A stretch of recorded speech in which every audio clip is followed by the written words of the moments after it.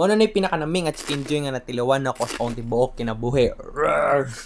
Pero bitaw luto tag chicken joy good for 2 kilos ni natog duha ka pack nga crispy fry para di na budlay premix ni daan butang tag 2 cups nga cornstarch gini sa mix usa ka pack usa ka sachet day then curry powder para humot then asin gamay duha ka egg ug pepper nga tag 5 dayon kaning bear brand nga usa ka sachet 1 cup na tubig. Karon rasad ko ka try ni pagbutag gatas aning marinate sa manok nya nindot ra man sa resulta. Nakitaan ko ni siya sa Facebook so ako ra siyang gisuon. So ang pag-marinate ani overnight lang. Then pagka morning nako siya gi-fry. For the coating gagamit ra ko cornstarch. Then yan na i-drop ra ang manok, i-shake off ang excess nga flour then i-fry dayon until golden brown.